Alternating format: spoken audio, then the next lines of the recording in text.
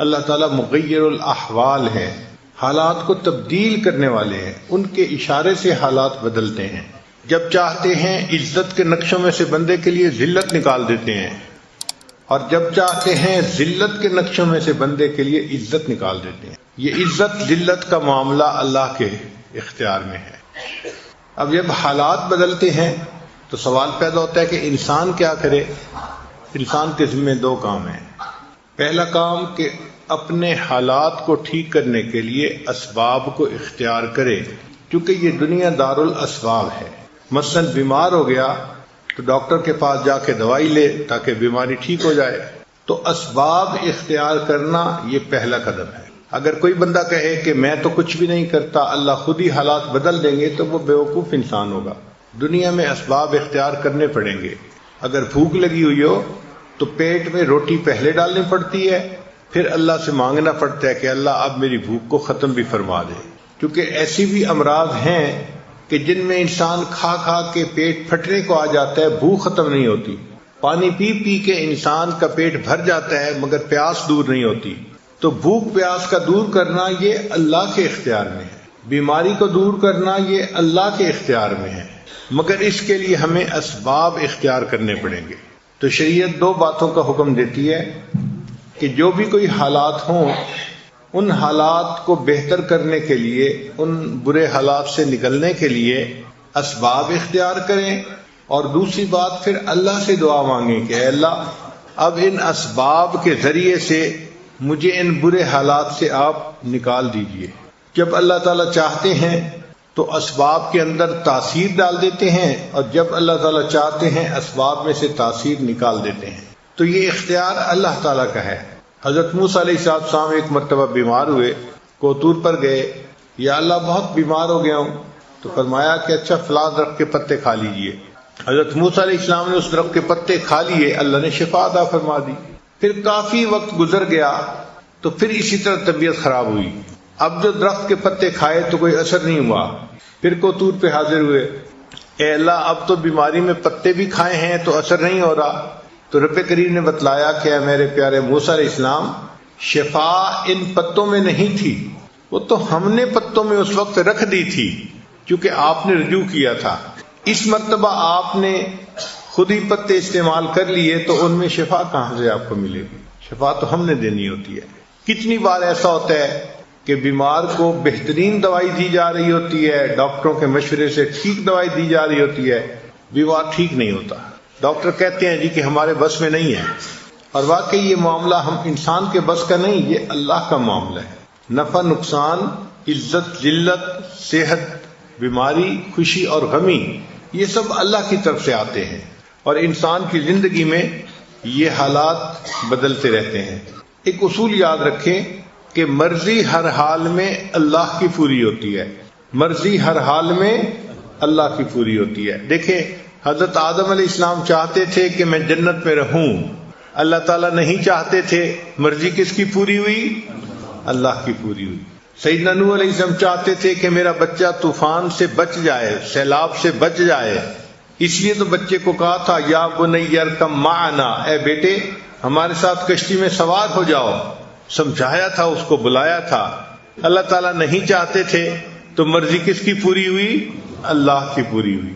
سیدنا ابراہیم علیہ السلام نے چھری کو تیز کر لیا تھا، بچے کو لٹا دیا تھا، اور اس کے گلے پہ چھری پھیری تھی، چاہتے تھے کہ بچے کو اللہ کے راستے میں قربان کر دیں، اللہ تعالیٰ نہیں چاہتے تھے تو مرضی کس کی پوری ہوئی؟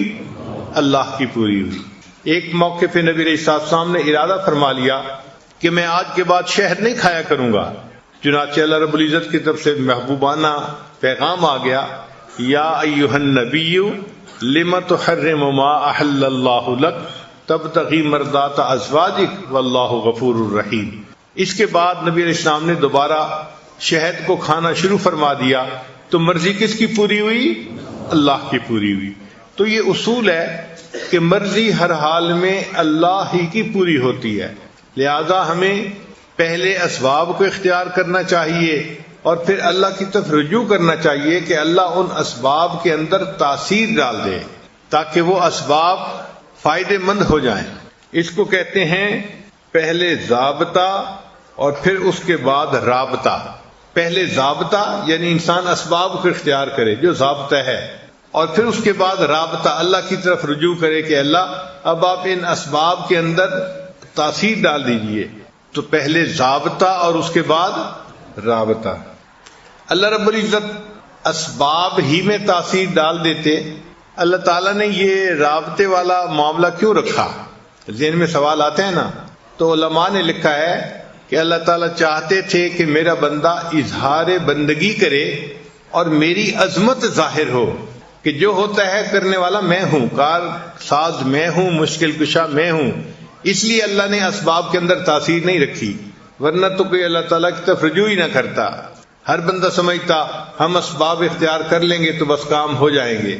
تو اللہ رب العزت نے فرمایا کہ نہیں، تمہیں میری طرف رجوع کرنا پڑے گا، تب میں تمہارے کاموں کو سنوار دوں گا. اس لیے شریعت نے کہا کہ دعا مانگنا عبادت ہے. الدعاء هو العبادہ.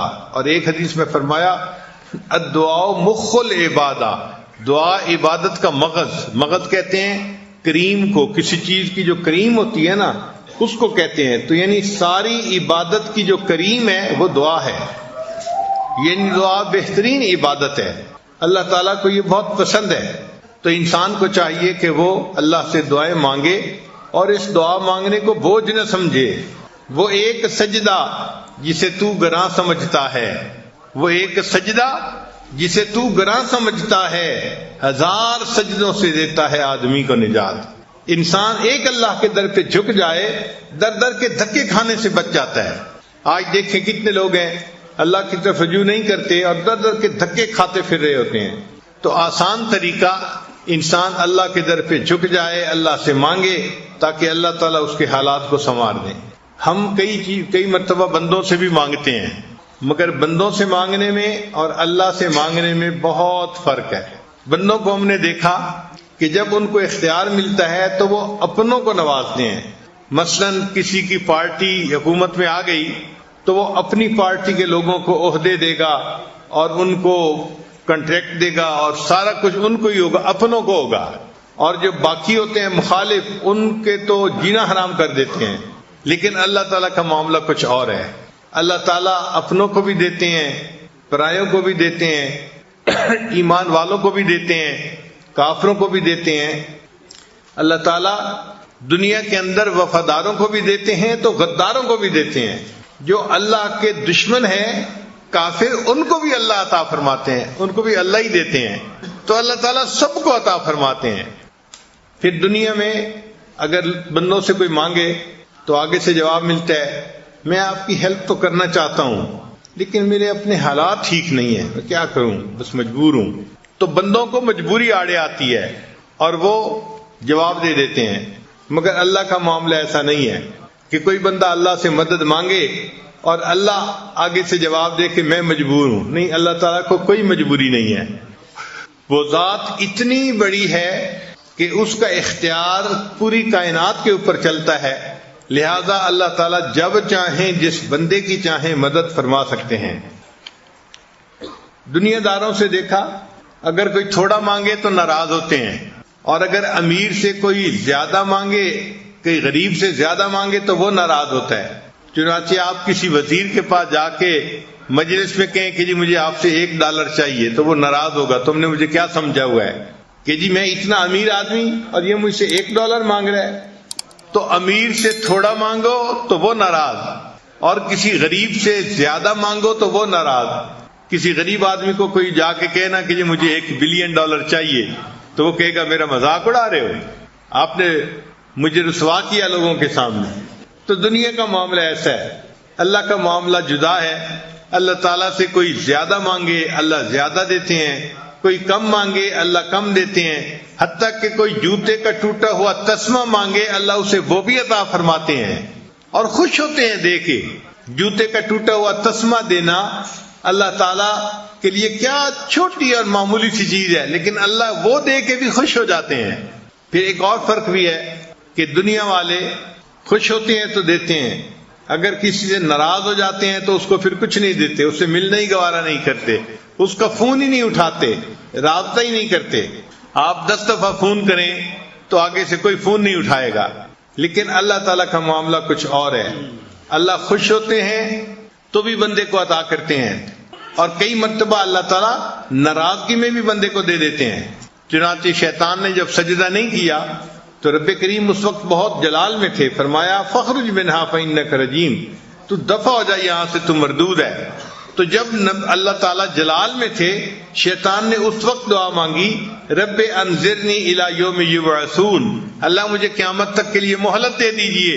رب کریم فرماتے ہیں انک من المنذرین، جا ہم نے تجھے مہلت عطا فرما دی. تو اللہ تعالیٰ نے غصے میں بھی شیطان کی دعا کو قبول فرما لیا. تو اللہ تعالیٰ کا تو معاملہ بہت عجیب ہے. تو مانگنا ہو تو انسان اللہ سے مانگے، بندوں سے کیا مانگنا. چنانچہ حدیث پاک میں فرمایا گیا کہ جو بندہ اللہ سے دعا نہیں مانگتا اللہ تعالیٰ اس بندے سے ناراض ہوتے ہیں. من لم یدع اللہ، جو اللہ سے دعا نہیں مانگتا اللہ اس سے ناراض ہوتے ہیں کہ یہ بندہ مجھ سے کیوں نہیں مانگتا. خفا ہوتے ہیں اس بندے سے کہ یہ مجھ سے کیوں نہیں مانگتا. اللہ کی شان کے بندوں سے مانگو، ایک دفعہ مانگو دیں گے، دوسری دفعہ مانگو دیں گے، تیسری دفعہ مانگو تو جواب دے دیں گے. میاں آپ تو ہر وقت ہی مانگتے رہتے ہیں. وہ جی اس کی تو عادت ہی ہے مانگتے رہنا. تو اگر 2-4 دفعہ کسی سے مانگو تو وہ جواب دے دیتا ہے. اللہ کا معاملہ جدا ہے، اس سے 1 دفعہ مانگو وہ دیتا ہے، 2 دفعہ مانگو دیتا ہے، 10 دفعہ مانگو دیتا ہے. جتنی بار مانگو اتنی بار اللہ دیتے ہیں. بلکہ جو بندہ ہر چیز اللہ سے مانگے اور ہر حال میں اللہ سے مانگے، اللہ اس شخص کو اپنے اولیاء میں شمار فرما لیتے ہیں. فرماتے ہیں کہ یہ میرا ولی ہے، میرے علاوہ کسی سے مانگتا ہی نہیں، مجھ ہی سے ہر چیز مانگتا ہے. تو مانگنے کا مزہ تو اللہ ہی سے ہے نا، کہ انسان اللہ سے مانگے. قرآن مجید پڑھ کے دیکھیے، انبیاء کرام کے واقعات ہیں. حضرت آدم علیہ السلام نے ندامت میں اپنے رب کو پکارا تو اس کو غفار پایا. حضرت ابراہیم علیہ السلام نے نار نمرود میں اپنے رب کو پکارا تو اس کو مشکل کشا پایا. حضرت بی بی ہاجرہ نے مکہ کی غیر ذی زرع وادی میں اپنے رب کو پکارا تو انہوں نے زمزم کا چشمہ پا لیا. حضرت موسیٰ علیہ السلام نے مدین میں اپنے رب کو پکارا تو انہوں نے اپنے رب کو اپنا ملجا اور ماوا پایا. حضرت یوسف علیہ السلام نے جیل کے اندر اپنے رب کو پکارا، اللہ نے ان کو جیل سے نکال کے وقت کا بادشاہ بنا دیا. حضرت محمد مصطفیٰ احمد مجتبیٰ صلی اللہ علیہ وسلم نے بدر و حنین میں اپنے رب کو پکارا اور اللہ تعالیٰ نے ان کو کامیابیوں سے نواز دیا. فرمایا لقد نصرکم اللہ ببدر وانتم اذلہ، لقد نصرکم اللہ فی مواطن کثیرۃ ویوم حنین. اللہ نے مدد فرمائی اپنے پیارے بندے صلی اللہ علیہ وسلم کی. صحابہ کرام نے افریقہ کے جنگلوں میں اپنے رب کو پکارا، اللہ نے انہیں فتح و نصرت عطا فرما دی. تو جو بندہ اپنے رب کو پکارتا ہے یقیناً اللہ تعالیٰ اس بندے کی دعا کو قبول فرماتے ہیں اور اس کی مدد اور نصرت فرماتے ہیں. اب یہاں ایک سوال پیدا ہوتا ہے کہ ہم بھی اللہ کو پکارتے ہیں، دعا مانگتے ہیں، لیکن ہماری دعائیں تو ایسے پوری نہیں ہوتی. تو دعائیں پوری کیوں نہیں ہوتی؟ دعائیں قبول کیوں نہیں ہوتی؟ اس کی وجوہات ہیں. وہ وجوہات اگر آپ سمجھ لیں گے تو پھر آپ اس طریقے سے دعا مانگیں گے کہ دعائیں سیدھی قبول ہوں گی. دعائیں قبول نہ ہونے کی ایک بنیادی وجہ کہ انسان اپنے گناہوں سے توبہ نہیں کرتا اور اللہ پھر اس کی دعا کو قبول ہی نہیں کرتے. ہم گھروں میں دیکھتے ہیں جو بچہ پڑھائی اچھی کرتا ہو، اچھا گریڈ لیتا ہو، ماں باپ کی فرما برداری کرتا ہو، اگر یہ بچہ کبھی کوئی چیز مانگے تو آدھا کہے ہم اس کو چیز لے کے دے دیتے ہیں. اور جو بچہ ضدی ہو، ماں باپ کا نافرمان ہو اور گریڈ بھی اچھے نہ آتے ہو اور ماں باپ کو پریشان کرتا ہو، یہ بچہ اگر کہے نا کہ مجھے فلاں لینا ہے، باپ سنی انسنی کر دیتا ہے. اسی طرح جو بندہ اللہ کے نافرمانیاں کرتا ہے اللہ اس کی سنی انسنی فرما دیتے ہیں. تو پہلی وجہ دعائیں قبول نہ ہونے کی اپنے گناہ ہیں. ایک مرتبہ بنی اسرائیل نے حضرت موسیٰ علیہ السلام سے کہا کہ اے اللہ کے کلیم، بارش نہیں ہو رہی اور پانی کی بڑی ضرورت ہے، آپ اللہ سے دعا مانگیے کہ بارش ہو جائے. تو موسیٰ علیہ السلام نے دعا شروع کر دی، ربنا اغفر لنا ربنا اغفر لنا ربنا اغفر لنا. تو بنی اسرائیل بڑے حیران کہ ہم نے کہا تھا بارش کی دعا مانگے اور موسیٰ علیہ السلام ربنا اغفر لنا لگائے ہوئے ہیں. تو پوچھا اے پیغمبر اسلام آپ یہ دعا کیوں مانگ رہے ہیں؟ انہوں نے فرمایا اس لیے کہ جب اللہ تعالیٰ کسی بندے کی بخشش فرما دیتے ہیں تو اس کی تمام مرادوں کو بھی پورا فرما دیتے ہیں. تو ہمارے گناہوں کو جب اللہ معاف کریں گے تو ہماری تمام مرادوں کو بھی اللہ پورا فرما دیں گے. تو دعائیں قبول نہ ہونے کی پہلی وجہ انسان کے گناہ ہیں. اس لیے جو بندہ حرام کپڑے پہنتا ہے، حرام مال کھاتا ہے، وہ اگر بیت اللہ کے ساتھ لپٹ کے بھی دعا مانگے تو حدیث میں آتے ہیں اللہ اس کی دعا کو قبول نہیں فرماتے. وہ ملبسہ حرام، اس کا لباس حرام کا تھا، اس کا کھانا حرام کا تھا، اس کی دعا کو کیسے قبول کیا جاتا؟ تو حرام مال جس میں سود شامل ہو، جس میں لوگوں کا حق شامل ہو، تو ایسا حرام مال جو ہے اس والے بندے کی دعا قبول نہیں ہوتی. تو ہمیں چاہیے کہ ہم حلال کا اہتمام کریں تاکہ ہمارے اٹھے ہوئے ہاتھوں کو اللہ قبول فرما لیں. اور ایک تیسری وجہ بھی ہے کہ اللہ تعالیٰ کئی مرتبہ بندے کی دعا کو فوری قبول نہیں کرتے، صرف یہ دیکھنے کے لیے کہ یہ میرا بندہ پکا ہے یا کچا ہے. دیکھیں ہم بازار میں جاتے ہیں نا تو مٹی کے برتن خریدتے ہیں تو لوگ اس کو ٹھونک بجا کے دیکھتے ہیں کہ پکا ہے یا کچا. بتائیں کہ چند کو آچے کا برتن ہے، اس کو بھی دیکھ رہے ہیں پکا ہے یا کچا. تو اللہ نے بندے کو اپنی جنتیں عطا فرمانی ہوتی ہیں، اللہ بھی بندے کو دیکھتے ہیں کہ بندہ پکا ہے یا کچا. تو اگر ایک دفعہ دعا مانگی قبول نہیں ہوئی تو پھر مانگے، قبول نہیں ہوئی تو پھر مانگے. ہم اپنے گھر میں نہیں دیکھتے، چھوٹا بچہ ماں سے کوئی چیز مانگتا ہے تو شروع میں ماں کہہ دیتی ہے میں نے نہیں دینی، تو وہ چپ نہیں ہو جاتا، وہ پھر امی کا جو ہے وہ دامن پکڑ لیتا ہے اور رونا دھونا شروع کر دیتا ہے. اس کو احساس نہیں ہوتا کہ میرے دائیں کون ہے، بائیں کون ہے، کون دیکھ رہا ہے، کون سن رہا ہے. وہ سب سے بے نیاز ہو کے بس اپنی امی کے لپٹ جاتا ہے اور مانگ رہا ہے امی دے دیجئے دے دیجئے دے دیجئے. وہی ماں جس نے تھوڑی دیر پہلے نہ کی تھی پھر اس بچے کو بالآخر کہتی ہے کہ اچھا رو نہیں، میں تمہیں دے دیتی ہوں. تو جس طرح بچہ رونا دھونا کرتا ہے ماں فیصلہ بدل دیتی ہے، بندہ جب اللہ کے دربار پہ آ کے رونا دھونا کرتا ہے اللہ تعالیٰ بھی اپنے فیصلے کو بدل دیتے ہیں اور بندے کی دعا کو قبول فرما لیتے ہیں. کئی دفعہ دعا مانگتے ہوئے انسان کو دعا مانگنے کا سلیقہ نہیں آتا ہوتا. ہم دعا ایسے مانگتے ہیں جیسے کسی کو کام ذمہ لگا رہے ہوتے ہیں. صبح صبح افسر آتے ہیں نا دفتر میں تو وہ کام ذمہ لگاتے ہیں. انجینئر کو کہتے ہیں آپ یہ کر لینا، سپروائزر کو کہتے ہیں یہ کر لینا، اکاؤنٹس والے کو کہتے ہیں کہ اس کام کو دیکھ لینا، سیکورٹی والے کو کہتے ہیں تم اس کام کو دیکھ لینا. وہ کام ذمہ لگا رہا ہوتا ہے. ہم بھی دعائیں اسی طرح مانگتے ہیں جیسے اللہ کے ذمہ لگا رہے ہیں کام. یا اللہ میری بیٹی کو رشتہ مل جائے، بیٹے کو جاب مل جائے، میری بیوی کی بیماری درست ہو جائے. ہم اللہ کو کام ذمہ لگا رہے ہوتے ہیں، اس کو دعا نہیں کہتے. تو اللہ کو کام نہ بتائیں، کام ذمہ نہ لگائیں. اللہ تعالیٰ کائنات کے مالک ہیں، ان کے سامنے عاجزی سے مانگنا پڑتا ہے، اور عاجزی سے مانگنا ایک ڈیفرنٹ چیز ہے. اور کئی مرتبہ دعا مانگنے والا دعا تو مانگ رہا ہوتا ہے مگر دل میں غفلت ہوتی ہے، دل میں غفلت ہوتی ہے، اور دل کی غفلت کی وجہ سے اللہ اس کی دعا کو قبول نہیں کرتے. چنانچہ حضرت موسیٰ علیہ السلام ایک دفعہ جا رہے تھے، حدیث پاک میں ہے، ایک چرواہا بڑا مانگ رہا تھا اللہ سے دعا. تو حضرت موسیٰ علیہ السلام نے دیکھا کہ وہ رو بھی رہا ہے، دعا بھی مانگ رہا ہے. تو حضرت موسیٰ علیہ السلام نے اللہ تعالیٰ سے فریاد کی کہ اے اللہ آپ کا بندہ ہے، آپ کے سامنے آہوازاری بھی کر رہا ہے اور دعا بھی مانگ رہا ہے اور آپ دعا کو قبول نہیں فرما رہے. تو رب کریم نے جواب دیا کہ اے میرے پیارے موسیٰ علیہ السلام، یہ دعا تو مجھ سے مانگ رہا ہے مگر اس کا دل غیر میں اٹکا ہوا ہے، اس کا دل کسی اور میں اٹکا ہوا ہے. جب تک دل ادھر سے چھوٹے گا نہیں میں اس کی دعا کو قبول نہیں کروں گا. کہ دل تو میرا گھر ہے نا، تو بجائے اس کے کہ دل میں مجھے بساتا، اس نے دل میں کسی مخلوق کو گھسا لیا ہے، اس لیے دعا قبول نہیں ہوتی. تو حضرت موسیٰ علیہ السلام نے چرواہے کو بتایا، چرواہے نے اس سے توبہ کی اور اللہ نے اس کی دعا کو قبول فرما لیا. اب ہماری دعا کی قبولیت کئی مرتبہ یہ بھی ہوتی ہے دیر اس میں کہ دل اٹکا ہوا ہوتا ہے. نوجوان لوگ ہیں، کسی کا دل اے میں اٹکا ہوا ہے، کسی کا دل بی میں اٹکا ہوا ہے، کسی کا دل سی میں اٹکا ہوا ہے. تو جب دل غیر میں اٹکا ہوا ہو تو پھر اللہ تعالیٰ اس کی طرف توجہ نہیں فرماتے کہ تم نے میرے گھر پر غیر کو قبضہ دے دیا، اور غیر کو گھسا لیا، میں تمہاری بات ہی نہیں سنتا. تو ہمیں چاہیے کہ ہم اپنے دل کو اللہ کے لیے خالص کر کے پھر اللہ سے دعا مانگیں.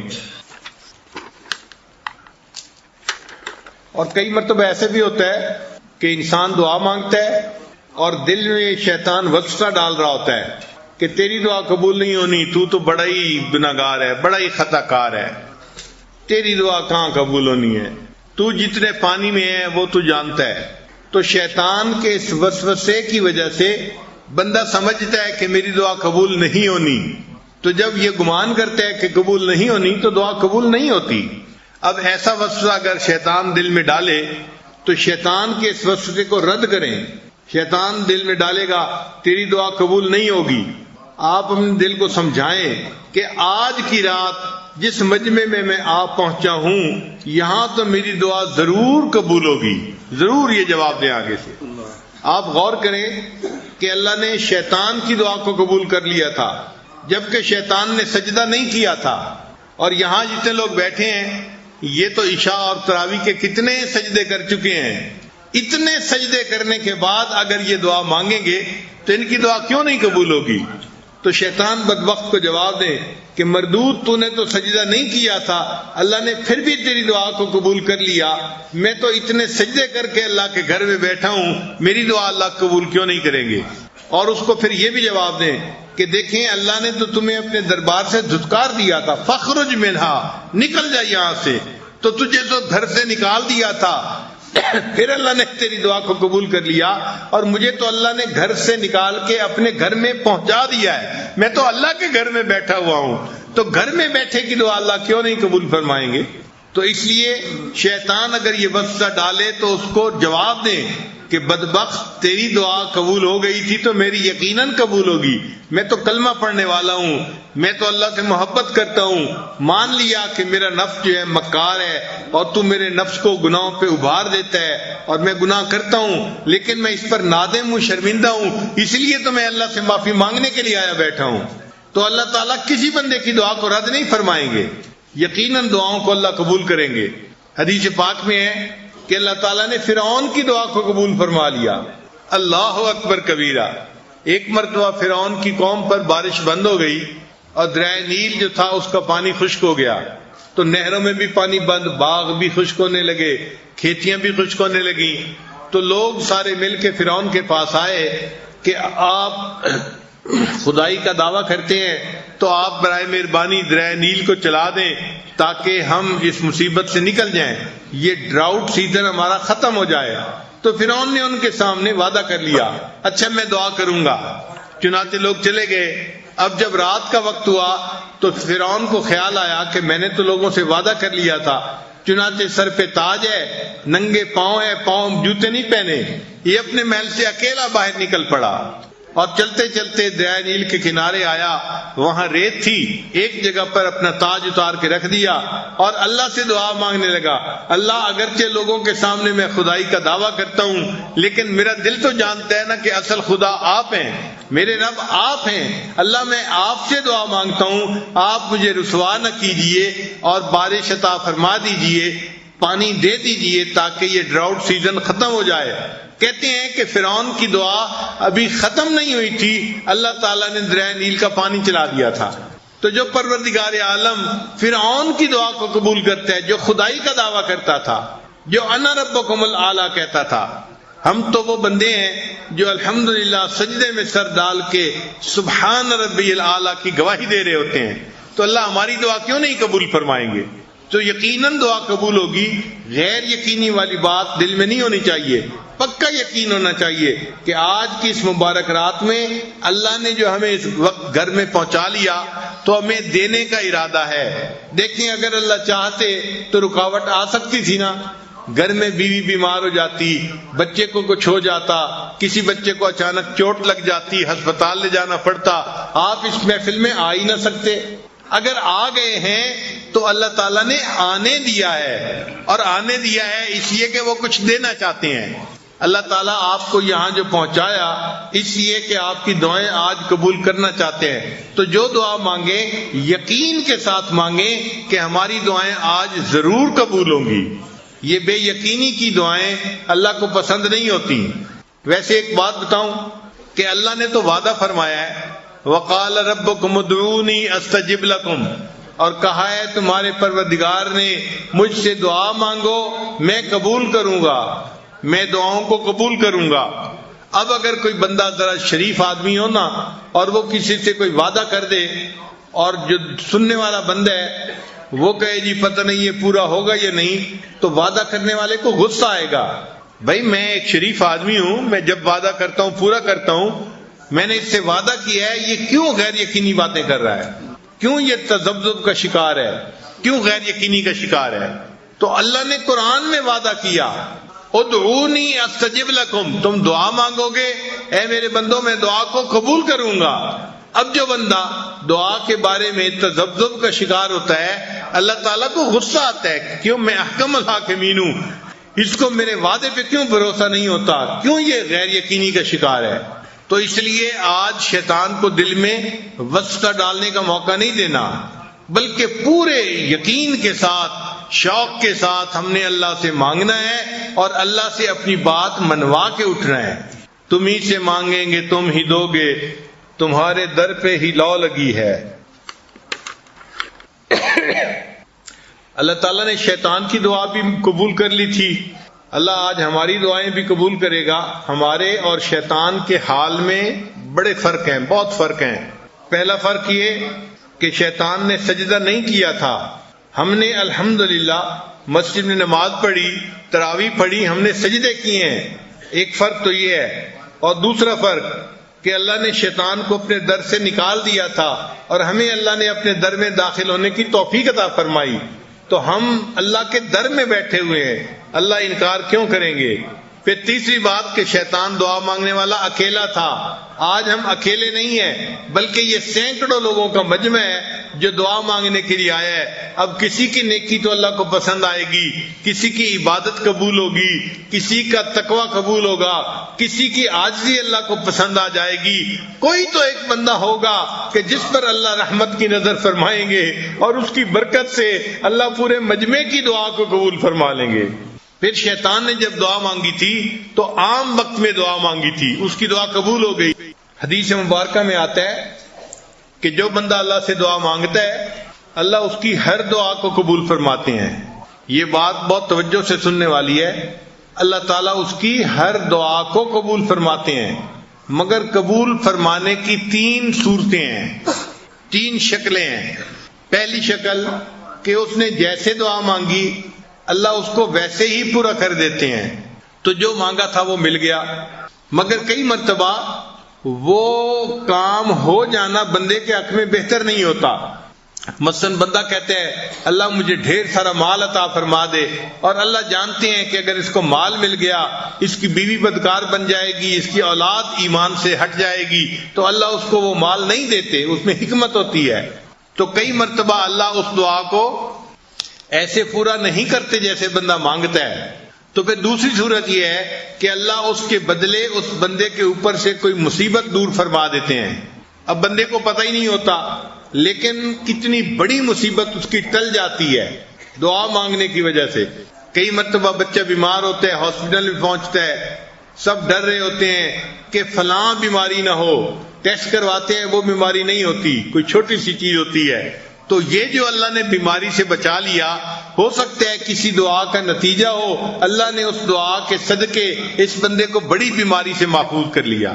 آپ دیکھتے ہیں کئی مرتبہ ڈرائیونگ کر رہے ہوتے ہیں، آپ ایکسیڈنٹ سے بال بچتے ہیں، بس ایک لمحہ ہوتا ہے کہ اللہ آپ کو بچا لیتے ہیں، ورنہ تو ایکسیڈنٹ ہو جاتا۔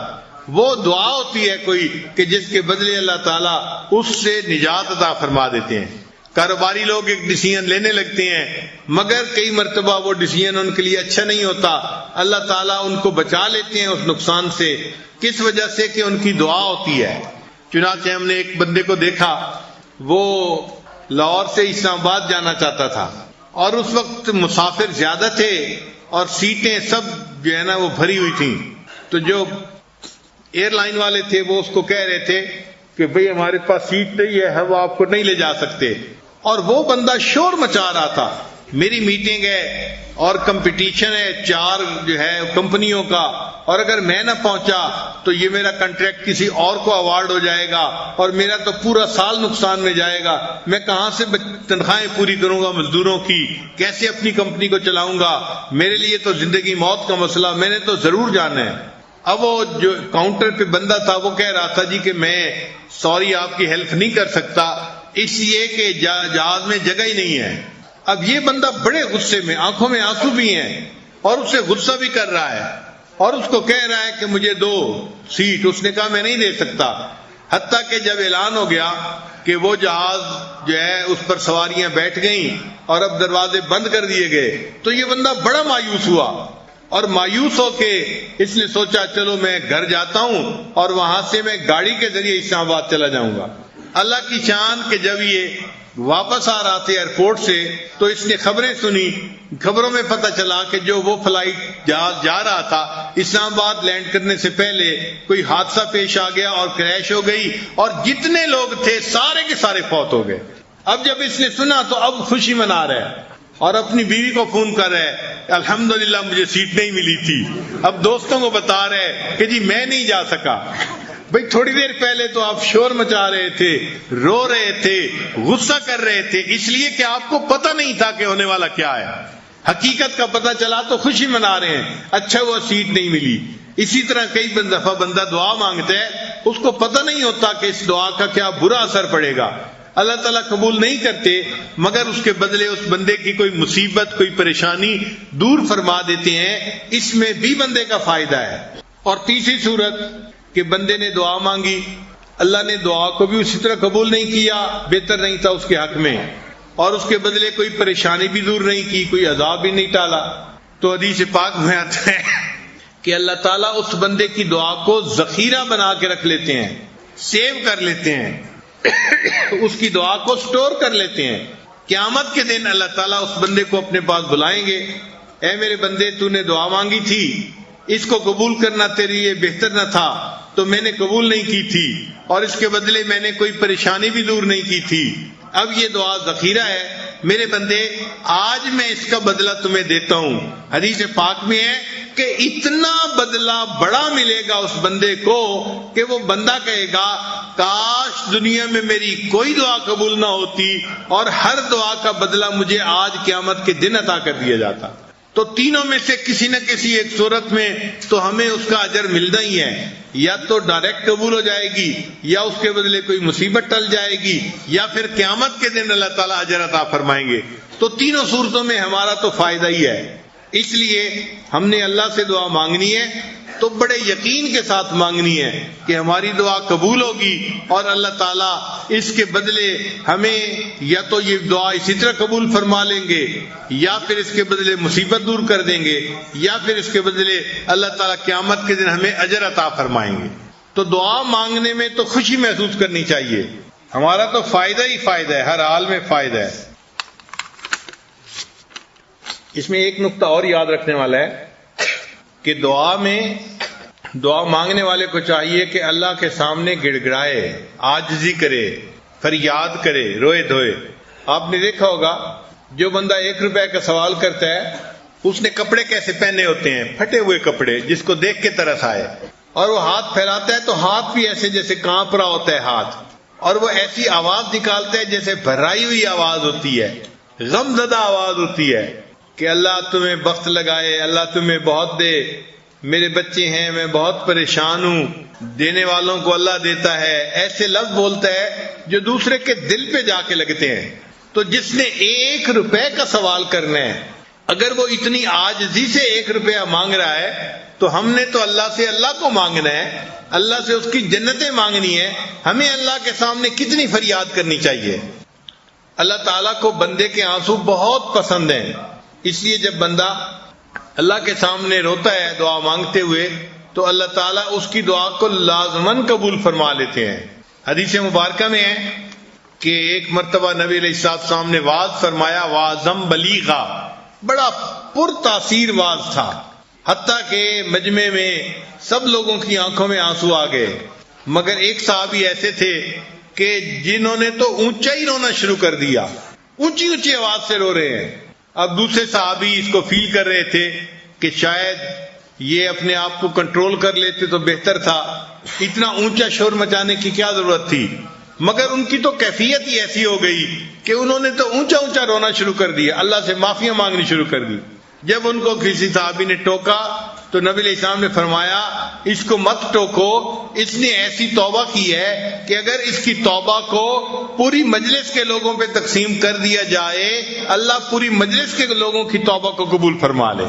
تو اگر ایک بندے کی توبہ پر اللہ پورے مجمع کی بخشش فرما دیتے ہیں تو آج تو ہمیں ہر ایک کو اپنی دعا رو رو کر مانگنی چاہیے تاکہ اللہ ہمارے پچھلے گناہوں کو معاف فرما دے اور آئندہ ہماری نیکوکاری کی زندگی گزارنے میں ہماری مدد فرما دے۔ چنانچہ کتابوں میں ایک عجیب واقعہ لکھا ہے، ایک صاحب تھے، نیک توا تھے، تقوی والے تھے، تو لوگ ان کے پاس اپنی امانتیں رکھواتے تھے۔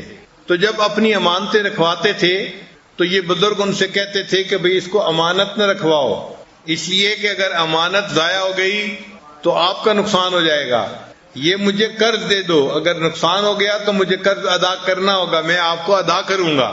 تو لوگ کہتے ٹھیک ہے جی ہم آپ کو قرض دے رہے ہیں۔ اس طرح سے یہ لوگوں کی جو پیسے تھے وہ قرض کے نام پہ لے لیتے تھے، لیکن جب لے لیتے تھے تو اس کو غریبوں کے اوپر خرچ کر دیتے تھے۔ اب اللہ کی شان کہ ایک ایسا وقت آیا کہ ان کے سر پہ بہت زیادہ قرضہ ہو گیا، تو جو قرض دینے والے تھے انہوں نے کہا کہ بھائی ان کے پاس جانا چاہیے اور ان سے مانگنا چاہیے کہ ہمیں ہمارا قرضہ واپس کریں۔ چنانچہ ایک دن قرض خواہوں کا ایک بڑا مجمع ان کے گھر پہ آ گیا، سب نے مطالبہ کیا کہ جناب آپ ہمیں ہمارا قرضہ دے دیجئے۔ تو انہوں نے سب کو بٹھا لیا، جب بیٹھے ہوئے تھے تو تھوڑی دیر میں ایک بچہ قریب سے گزرا اور وہ بچہ حلوہ بیچ رہا تھا، تو انہوں نے اس سے پوچھا کہ بھئی اس کی کیا قیمت ہے، اس نے ریٹ بتایا، تو انہوں نے کہا اچھا پورا حلوہ دے دے۔ تو بچہ بڑا خوش ہو گیا کہ چلو مجھے سارا دن دھوپ میں نہیں پھرنا پڑے گا، ایک ہی بندے نے سارا خرید لیا تو مجھے پیسے مل جائیں گے۔ اب جب حلوہ سب لوگوں کو انہوں نے کھلا دیا تو بچے نے کہا جی کہ مجھے پیسے دیں، تو ان بزرگوں نے کہا کہ بھئی یہ جتنے لوگ ہیں یہ قرض مانگنے والے ہی بیٹھے ہوئے ہیں اور میرے پاس پیسے نہیں ہیں، تو آپ بھی ساتھ بیٹھ جائیں، بس آپ میرے پاس آئیں گے تو میں سب کو دے دوں گا۔ اب جب بچے کو پتا چلا تو بچے نے تو رونا شروع کر دیا، میری امی مجھے مارے گی اور جس سے میں نے حلوہ لیا ہے میں نے اس کا قرضہ دینا ہے، پیسے دینے ہیں۔ تو بچہ تھا وہ تو خوب رویا۔ اللہ کی شان کہ بچے کے آنسو گر رہے تھے، ایک بندہ آیا اور اس نے آ کے ان بزرگوں کو بڑا سارا کوئی تھیلا ہدیے میں دیا۔ جب تھیلا کھولا اس میں اتنے پیسے تھے کہ قرض خواہوں کے بھی پیسے ادا ہو گئے اور اس بچے کے بھی پیسے ادا ہو گئے۔ خیر لوگوں کو قرضہ مل گیا، وہ تو مطمئن ہو گئے، مگر ایک صاحب نے پوچھا کہ حضرت یہ بات سمجھ نہیں آئی کہ جب قرض والوں کو دینے کے لیے آپ کے پاس پیسہ نہیں تھا تو آپ نے بچے سے کیوں حلوہ لے کے کھلایا؟ انہوں نے کہا بھئی اصل بات یہ تھی کہ یہ سب قرض مانگنے والے تو تھے، ان میں سے کوئی رونے والا نہیں تھا، اور میں سمجھ رہا تھا کہ یہ مصیبت تب ٹلے گی جب ہم میں سے کوئی رونے والا ہو، تو میں نے بچے کو دیکھا یہ حلوہ بیچ رہا ہے، میں نے کہا اس سے میں حلوہ لوں گا اور اس کو پتہ چلے گا پیسے نہیں مل رہے، یہ روئے گا اور اس کے رونے پہ اللہ میری اس مصیبت کو ٹال دیں گے۔ تو اللہ تعالیٰ واقعی بندے کے رونے پہ اس کی مصیبت کو ٹال دیتے ہیں۔ علماء نے مسئلہ لکھا ہے کہ چھوٹا بچہ جب دنیا میں آتا ہے اس کا اپنا کچھ نہیں ہوتا، نہ گھر اپنا، نہ مکان اپنا، نہ لباس اپنا، نہ کھانا اپنا، کچھ بھی اپنا نہیں ہوتا، لیکن ایک چیز اس کی اپنی ہوتی ہے، اس کو کہتے ہیں رونا۔ رونا اس کا اپنا ہوتا ہے، چنانچہ اس کو بھوک لگتی ہے رو پڑتا ہے، اس کے لیے دودھ کا انتظام ہو جاتا ہے، اس کو نیند آتی ہے وہ رو پڑتا ہے، ماں باپ اس کے لیے بستر کا انتظام کر دیتے ہیں، وہ بیمار ہوتا ہے رو پڑتا ہے، ماں باپ اس کو ڈاکٹر کے پاس لے کے چلے جاتے ہیں۔ یعنی اس کے جتنے کام ہوتے ہیں نا چھوٹے بچے کے، وہ رونے سے سنور جاتے ہیں، وہ تو بولنا بھی نہیں جانتا، اتنا چھوٹا ہوتا ہے، مگر اللہ اس کے ہر کام کو اس کے رونے کی وجہ سے اللہ تعالیٰ سنوار دیتے ہیں۔ اب یہاں پر علماء نے نکتہ لکھا، اے بندے جب تو رونا جانتا تھا اللہ تیرے ہر کام کو سنوار دیتے تھے، تو نے رونے کو بھلا دیا اللہ نے تیرے کاموں کو اٹکا دیا۔ آج بھی ہم اللہ کے سامنے اگر روئیں تو اللہ تعالیٰ ہمارے ہر کام کو سیدھا کر دیں گے۔ کوئی اللہ کے لیے مشکل نہیں ہے. وما ذالک علی اللہ بعزیز، یہ کام اللہ کے لیے کوئی مشکل نہیں ہے. اللہ تعالیٰ بڑے مہربان ہیں، بڑے کریم ہیں. چنانچہ بنی اسرائیل کا ایک واقعہ ہے کہ بنی اسرائیل کے اوپر بارش بند ہو گئی. اب لوگ پریشان تھے. حضرت موسیٰ علیہ السلام کی خدمت میں آئے. اے اللہ کے نبی صلی اللہ علیہ وسلم، بارش بند ہے جس کی وجہ سے ہمیں پریشانی ہے، تو آپ دعا فرمائیے. حضرت موسیٰ علیہ السلام نے ایک دن متعین کر دیا کہ فلاں دن سارے مرد، سب عورتیں اپنے جانوروں کو بھی لے کر آئیں، سب اللہ کے حضور فریاد کریں گے. چنانچہ بنی اسرائیل کے سارے لوگ ایک جگہ پر پہنچ گئے دعائیں مانگنے کے لیے. حضرت موسیٰ علیہ السلام نے دعا کی اللہ کے حضور، یا اللہ آپ کے بندے پریشان ہیں اور آپ سے فریاد کرتے ہیں کہ ان کو بارش عطا کر دیجئے. تو اللہ تعالیٰ نے جواب میں فرمایا، اے میرے پیارے موسیٰ علیہ السلام، اس مجمع میں ایک بندہ ایسا ہے جو اتنے سالوں سے میرے ساتھ جنگ کر رہا ہے، یعنی گناہ کر رہا ہے، وہ میرے ساتھ جنگ میں لگا ہوا ہے. اس کی موجودگی کی وجہ سے میں بارش نہیں برسا سکتا. اے اللہ، وہ کون سا گناہ کرتا ہے؟ وہ چغل خور ہے. آپ سوچئے، ہم تو چغل خوری کو شاید گناہ ہی نہیں سمجھتے، روٹین کی بات سمجھتے ہیں. چغل خور کی وجہ سے پوری بستی کے لوگوں پہ اللہ نے بارش کو بند کر دیا. اب موسیٰ علیہ السلام کو بڑا غصہ آیا. چنانچہ موسیٰ علیہ السلام نے پوری قوم کے سامنے خطبہ دیا اور ان کو کہا کہ دیکھو، تمہارے اندر ایک چغل خور ہے اور اس چغل خور کی وجہ سے اللہ نے بارش کو بند کیا ہے. میں اس چغل خور سے درخواست کرتا ہوں کہ وہ یہاں سے چلا جائے تاکہ اس کی وجہ سے باقی مصیبت سے بچ جائیں.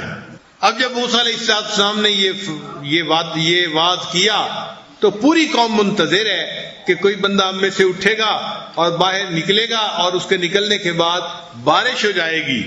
نہ کوئی اٹھا نہ کوئی باہر نکلا، مگر اللہ کی شان کے بارش ہونی شروع ہو گئی. اب جب بارش ہونی شروع ہو گئی تو لوگ بھی حیران، حضرت موسیٰ علیہ السلام بھی حیران. تو حضرت موسیٰ علیہ السلام نے پوچھا، یا اللہ، آپ نے تو فرمایا تھا کہ ایک بندہ ہے جس کی وجہ سے میں بارش نہیں برسا رہا، اب بارش کیوں ہو رہی ہے؟ رب کریم نے فرمایا، میرے پیارے موسیٰ علیہ السلام، جس بندے کی وجہ سے میں نے بارش کو روکا ہوا تھا، اسی بندے کی وجہ سے میں نے بارش کو عطا کر دیا ہے، اسی بندے کی وجہ سے میں نے بارش دے دی ہے. تو حضرت موسیٰ علیہ السلام نے پوچھا، اے اللہ، وہ بندہ کون سا ہے؟ اللہ نے فرمایا، اے میرے پیارے موسیٰ علیہ السلام، جب وہ گناہ کرتا تھا، میری بغاوت کرتا تھا، میں نے اس وقت اس کو رسوا نہیں کیا. اب تو اس نے مجھ سے توبہ کر لی تھی دل میں. اس نے مجھے دل میں کہا، اللہ، میں اٹھ کے جاؤں گا، میں رسوا ہو جاؤں گا، میں کسی کو شکل دکھانے کے قابل نہیں رہوں گا، میں اس آبادی میں لوٹ کے کبھی واپس نہیں آ سکوں گا. اللہ، میں اس گناہ سے توبہ کرتا ہوں، تو مجھے معاف کر دے اور اللہ میری توبہ کو قبول کر لے. اے میرے پیارے موسیٰ علیہ السلام، اس نے معافی مانگی تھی، ہم نے معافی مانگ کے اس کے گناہ کو معاف کر دیا اور اسی کی وجہ سے ہم نے توبہ کو قبول کر دیا. جب وہ ہمارا غدار تھا، ہم نے اس وقت اس کو رسوا نہیں کیا، اب تو وہ ہمارا یار بن گیا، ہم اس کو کیسے رسوا کر سکتے ہیں؟ تو جب پروردگار اتنا کریم ہو کہ جس کی وجہ سے بارش رکی ہوئی ہو اسی کی وجہ سے اللہ بارش عطا فرما دے، تو آج بھی ممکن ہے کہ جس کی وجہ سے دعائیں قبول نہیں ہوتی، وہ گناہگار اس مجمع میں سب سے بڑا، اگر وہ توبہ کرے گا تو اللہ تعالیٰ اس کی وجہ سے ہم سب کی دعاؤں کو قبول فرما لیں گے. تو یقیناً آج ہماری دعائیں قبول ہوں گی.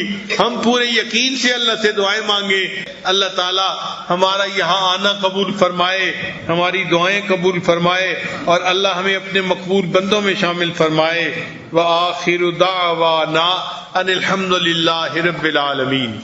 آج دعا مانگنے سے پہلے ایک تو ہم اپنے گناہوں سے پہلے توبہ کریں گے تاکہ گناہوں میں رکاوٹ دور ہو جائے.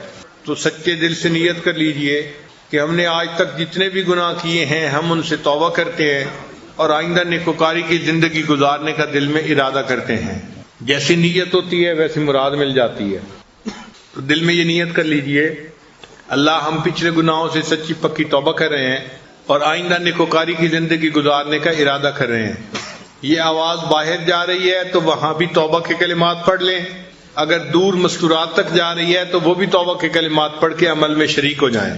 پڑھیے، بسم اللہ الرحمن الرحیم، لا الہ الا اللہ محمد الرسول اللہ آمنت باللہ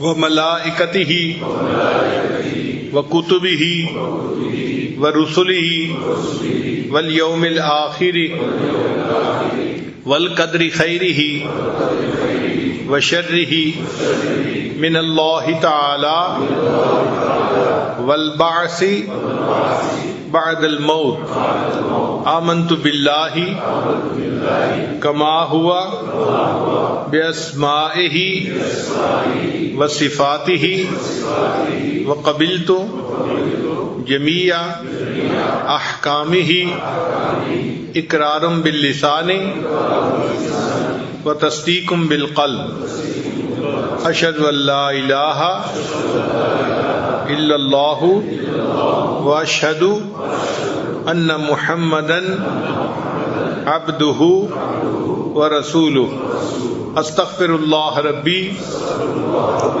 من کل ذنب واتوب الیہ برحمتک یا ارحم الراحمین۔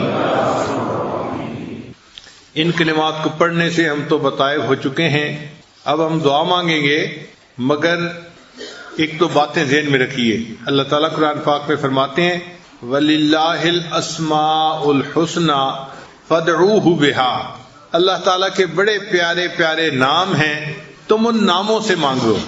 تو اللہ تعالیٰ کے صفاتی نام ہیں، ان ناموں سے دعا مانگنے سے دعائیں جلدی قبول ہوتی ہیں۔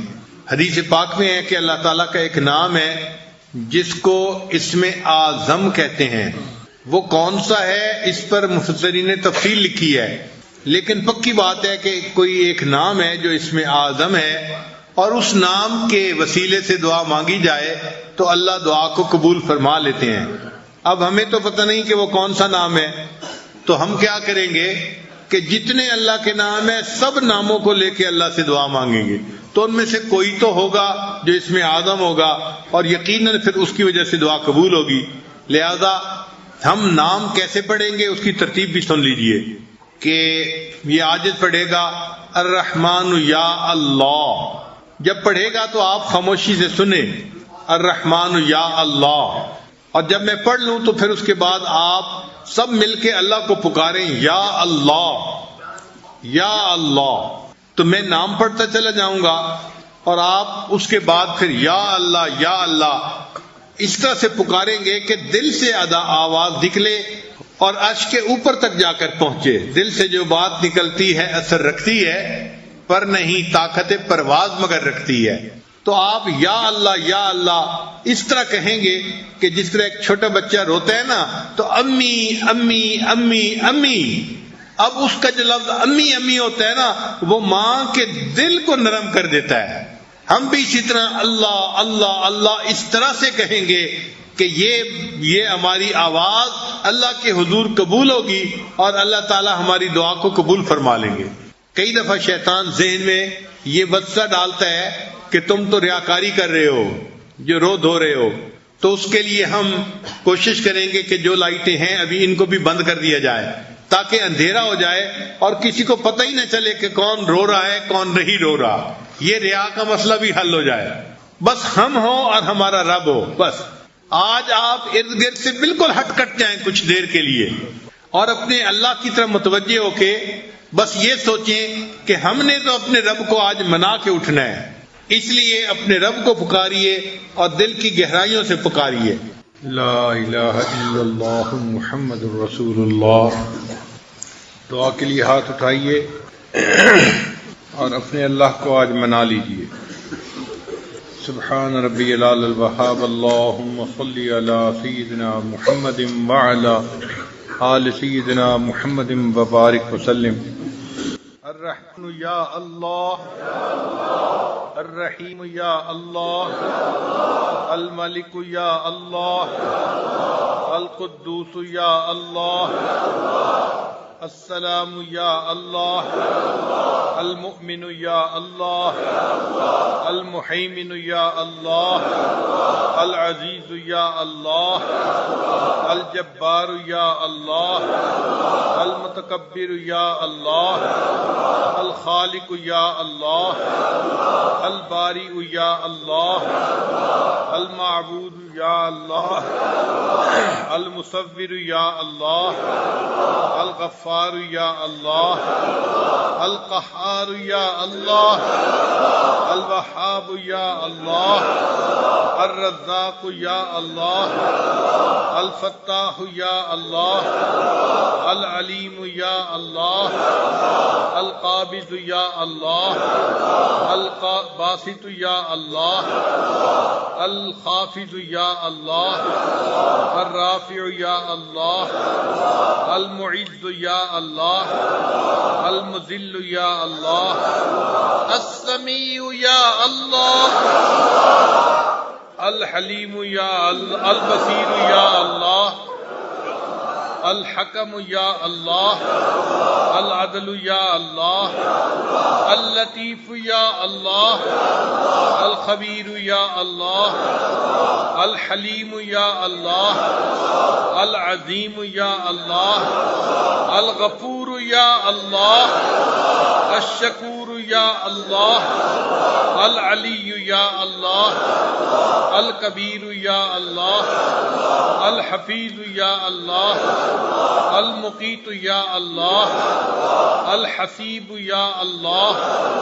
الجلیل یا اللہ، الکریم یا اللہ، الرقیب یا اللہ، المجیب یا اللہ، الواسع یا اللہ، الحکیم یا اللہ، الودود یا اللہ، المجید یا اللہ، الباعث یا اللہ، الشہید یا اللہ، الحق یا اللہ، الوکیل یا اللہ، القوی یا اللہ، المتین یا اللہ، العلی یا اللہ، الحمید یا اللہ، المحصی یا اللہ، المبدئ یا اللہ، المعید یا اللہ، المحیی یا اللہ، الممیت یا اللہ، الحی یا اللہ، القیوم یا اللہ، الواحد یا اللہ، الماجد یا اللہ، الواجد یا اللہ،